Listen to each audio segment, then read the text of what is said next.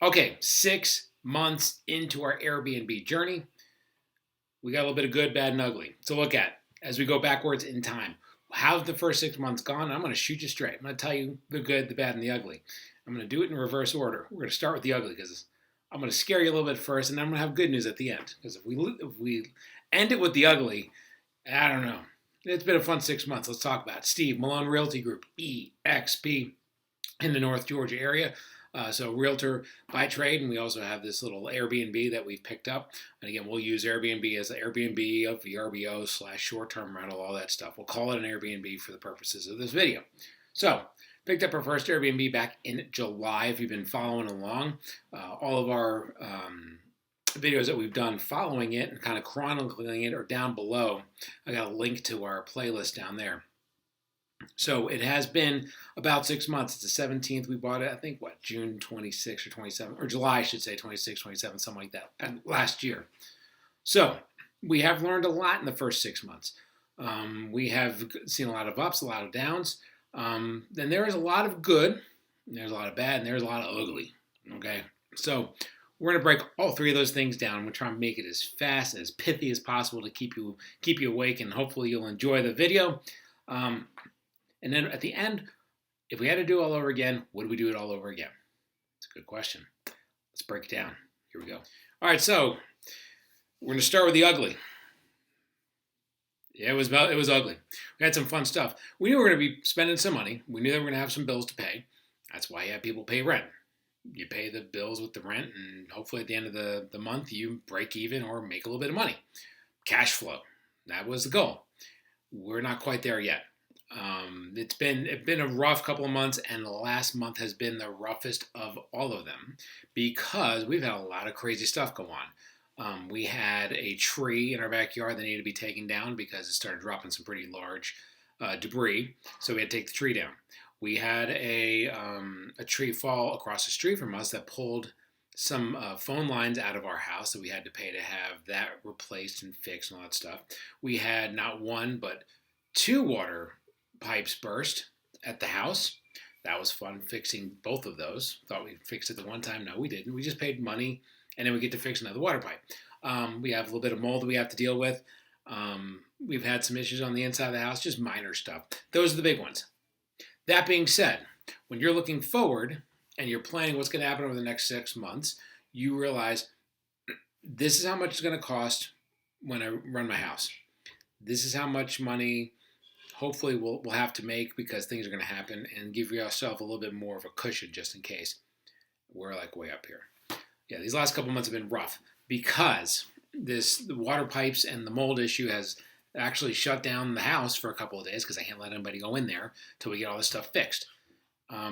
So not only is the money going out, there's no money coming in to help pay for that money going out. So it has been ugly. Some of the other issues that we've had, if you're getting one of these, what we did, this is not official, say, hey, this is what you should do. This is what we did. Whether you do it or not, it's up to you. We leveraged money from our main house to buy this house. So we used our equity to buy this house. So we have an equity loan. There are other ways to pay for it. That's the way we chose. That's the way that made the most sense for us. I'm not a big fan of using your equity to pay off credit cards. It's a bad idea. I'm a fan of using your equity to improve your house or get other stuff. Pay for stuff that's going to go up in value. That's what we did. That being said, it is an equity loan. We got to pay the loan back. So it's not just free money. We have to pay the loan back. So we've leveraged probably more money than the average person does on their first rental property. It's what we did. I wish we didn't. It is what it is. If we had to go back in time, we probably would not have done that, or would have done it different or whatever. But here we are. We planned for it to be tight. It's been a lot tighter and more underwater than we expected because of the major stuff. So looking at that is kind of hard, looking back at it with a big smile on your face. But we look back at it and, I'm glad we're here. We're learning and we're moving forward. Okay. These next 6 months will be a lot better than the last 6 months because we know more now. We have 6 months in our back pocket that we didn't have. That's going to help us going forward, and it's going to help us when we get the next rental property. Okay. Because we're this Party's going to continue to roll on. But just know, if you're buying a rental property, if it can go wrong, it's going to go wrong. Okay? And it's going to have a twin brother that's going to go wrong too. So if you think it's going to go wrong, it will, and it'll have friends, and then it'll invite everybody over for a party. And you'll have all kinds of stuff going wrong. Okay? So be ready for that. If it's going to cost you to put money down on the house, this and that, whatever, to get the thing off the ground, I'm just going to throw a number out there. Let's just say $50,000. Let's just say that, all right? If the number is $50,000 for down payment, closing costs, to buy stuff for the house, to get everything in there, whatever, and to have a little extra on the side, or whatever, if that's what it's going to cost, it's probably going to cost more than that to have extra just in case people don't show up, just in case you got to close it down for 2 weeks, just in case all kinds of stuff. Okay, you've got to be ready. You got to have a little bit of money on the side. Thankfully, we do. We're going to be fine. We ain't happy about it, but we're going to be fine going forward, because I think spring and summer things are going to come roaring back, and we're going to be fine. But right now, we definitely have not made the money that we thought we were going to make because of all these intangibles. If it's going to go wrong, it's going to go wrong. It can go wrong, and it will go wrong.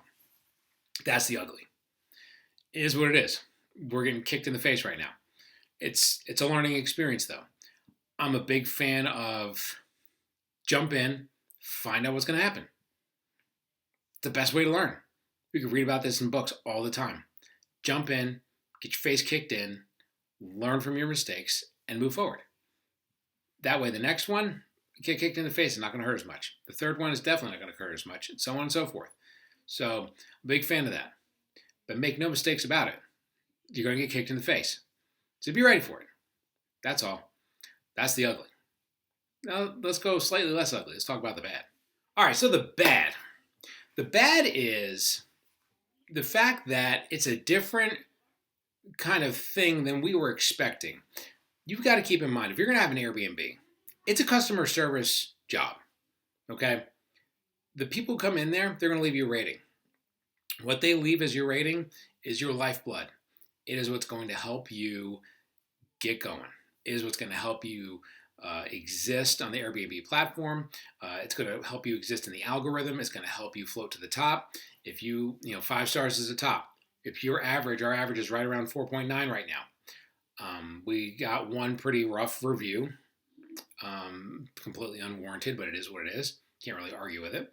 But we got plenty of really good reviews to buffer that one. So we're at 4.9 right now. It's a customer service thing. You got to be with your people. You got to love on them. You got to take care of them. You got to be sure that your stuff looks great. You got to be sure that your stuff is clean. You got to be sure all that stuff. This is customer service. I'm a real estate agent by trade. So, we do a great job selling houses, buying houses, things like that. We do all the mechanical stuff of how to buy houses, sell houses, things like that. But there is a customer service end of it that thankfully I have people to help me with. And this one, we kind of are doing it ourselves, so we have to do that ourselves. So we're going to learn a little bit more about customer service. So keep that in mind. It's a different, not that it's bad, but what it is, the bad part of it is this is not passive income. It's passive income if you turn this over to a management company. And if you turn it over to a management company, they're going to eat 10 to 20% of your money that you make, which is probably the cash flow that you get, and you're not going to have cash flow. That way, if stuff does happen, you're really going to be underwater because somebody else just took all your money. So you probably want to do it yourself, and is a lot of little things you have to do, a lot of training you have to do to learn how to use the Airbnb platform, learn how to use the VRBO platform. There's a lot of calling cleaners, plumbers, fix-it people, tree people, landscapers, all that stuff. It's a lot of work. And the reality is, I don't want to say you don't get paid for it, but you kind of don't get paid for it. It's kind of, you're trying to float the boat of this thing that really doesn't make a whole lot of money because all the money goes to pay bills and this and that, da-da-da. So you have to keep that in mind. This is not passive income right off the bat. Now, I can look forward in the future to where we have 30 or 40 properties, potentially. I'm not saying that that's anytime in the future, like near future, but what if it is? What if we end up with 30 or 40 properties? What if we get to an age where we really can't keep up with them? We hire somebody to handle all this stuff. Most of it's going to be paid off, all that good stuff. And then That's passive income. What it is right now, if you buy your first Airbnb, now we were blessed in that the Airbnb that we bought was fully furnished when we bought it. We already had the pictures, already had everything. It was just plug and play, blam, put it right into the computer, and we were rocking and rolling right out of the gate. We closed on a Tuesday afternoon. By Tuesday evening, our first renters were in there. Okay, so it can be done. So we were blessed in that. You may not be blessed by that. You may buy a house. Like I've got a friend, she bought a house down in Florida that was going to be their second Airbnb, and they were down there for 3 to 4 weeks painting and cleaning and moving stuff out and moving stuff in and doing all that stuff. Nothing passive about it. But in the end, and that's what we'll talk about in the good, in the end, it's worth it. But just know that going in. This is not passive. The other thing is you got to mind your money. And I've said this before in some of my other videos. I'm into real estate. Real estate, we do a lot of work. We earn our commissions. We do a lot of work. There's a lot of headache. There's a lot of grinding that goes on with the job. But our commissions are pretty good. Something happens towards the end of a deal and my buyer needs a warranty and we weren't able to get it or whatever, I'll buy them a warranty. There's enough fat on that commission check to where I can buy them a warranty and it's okay. There's not a whole lot of fat in the very beginning of an Airbnb. So you got to mind your P's and Q's. If the house doesn't need it, don't buy it. We've seen a lot of message boards. People say, do you think I should add this? Do you think I should add that? And all these people very quickly say no, because it doesn't add to your bottom line. You got to be bottom line, mindful. But keep in mind, this is also customer service. So you have to walk that line between what do I need to do to keep myself financially, solvent, keep myself financially smart, and how do I spend money on my people to be sure that they're well taken care of. So it's that, and that's where it's not passive income comes in. So keep that in mind. On a lot of the YouTube videos that you see and a lot of the things that you see, it looks all glamorous and everything, and it's very cool. Okay, we love the opportunity that we have right here. But make no mistake about it, it's not passive. There's a lot of tiptoeing that you have to do to figure out what do I pay for, what do I not pay for. There's a lot of customer service you have to do, a lot of phone calls you have to make. There's a lot of things that all that stuff's going to happen. It's okay. You just got to know about it. It wasn't quite what I was expecting looking forward. It's not quite. It's been a little more hands-on than expected, especially with the training on how to really maximize your how you look on Airbnb, how you show up in the algorithm, things like that. The things you have to do to tweak your listing and adjust your listing, adjust your prices, things like that to show up in the algorithm better. And that algorithm changes a lot. We did very good early on. Then once the algorithm changed around wintertime, we started to slide because we didn't make an adjustment. We just plugged it and played it. And you've got to stay in there. And you got to keep grinding and keep learning and whatever. Which again, it's going to help us down the road. But for right now, I want it to be a little more hands-off than it is. It is what it is. Here we are. So that's the bad. Not quite as hands-off as you want it to be. More of a customer service job than you expected it to be. Not quite the experience that I thought it was going to be. Not that it's bad. It's just different and a little more hands-on. All right. So let's talk about the good. The good. We got this house for an amazing price. House was on the market for a very long time.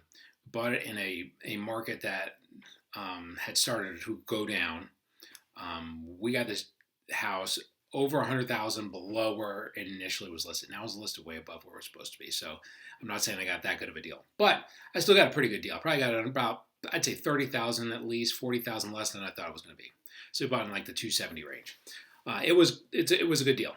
Okay, so we bought that back in July, right when it was supposed to be. The house has already, 6 months later, gone up in value, probably I'd say 4 to 5% already in 6 months. Now, a lot of stuff is flat, but at that price point in that area and the price that we got it, price is actually a little higher now. We're about 4 or 5% above where we were. Maybe the first year we go up 7 to 8% in the first year. Maybe it's 5% every year after that. 4 years later, that's going to be pretty good return. That's the good. That's why we're doing it. I firmly believe that the best way to build generational wealth is through real estate. It's just a fantastic way to do it, especially real estate that can pay for itself. Now we have to figure that out. How to get it to pay for itself. But that's the good. The good is, of all the training I've been doing recently, we're starting to learn how to adjust our prices, how to adjust our listings, pictures, things like that. And we're already seeing, by plugging back in like that, we started to get bookings really cranking back up. And then this issue happened with the plumbing leak and the mold that we have to get taken care of, things like that. But that being said, once this comes back, I'm very confident that really from the end of January through probably summer, we're going to keep that place pretty well booked. We took our foot off the gas through October, November, December. Mistakenly, I thought that those dates were just going to take care of themselves, and they didn't. I should have kept my foot on the gas, and I didn't. Shame on me. But we're going to do that going forward. We're ready to rock and roll. We're learning, and that's the good. Here we are 6 months later. We have 6 months worth of learning that we didn't have when we first bought the place. That is invaluable. Okay, we have the potential for a big spring, big summer, and as we go forward, we keep learning.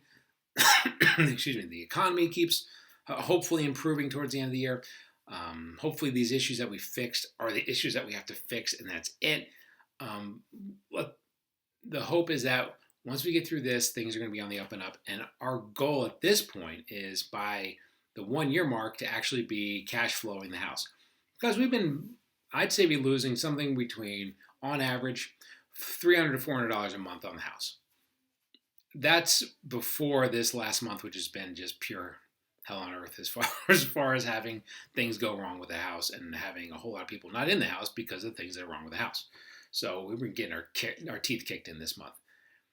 It's okay, because we've got several months to get back in the positive, kick a little butt, put some money back in the bank, and I firmly believe we're going to do it because of what we learned and because of the mistakes that we made.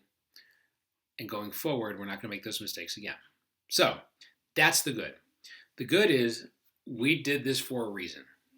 And when you look at all the money you have to spend on all this other stuff and the headache of all this stuff that you have to build and the pay for and the tree and the plumbing and the whatever, over here, the house is going up in value at a pretty good clip. Okay. So it's gone up about, what was I say, $15,000 so far in the first 6 months. Maybe it goes up another 10 to 15 before the end of the year. So that's how much money you could potentially make on the house itself. And then you do that, let's say 3 or 4 years in a row, all of a sudden you got something. That's why we own homes that we're in. We've all seen what's happened in the pandemic and how much the home prices have gone up. Okay. You own real estate, you live in it, you have to live somewhere, you have to pay to live somewhere, live there, then you get, the equity as it builds up. Our goal was we have equity in our main house, let's go get a second house and build equity in 2 spots. And then get a third house and equity in 3 spots. So that's the goal. That's the good. The good is we got in. The good is we jumped. In my old age, or my older age, my younger age, whatever you want to call it, way back in the day, I did not have the guts or whatever to make that jump. I do now.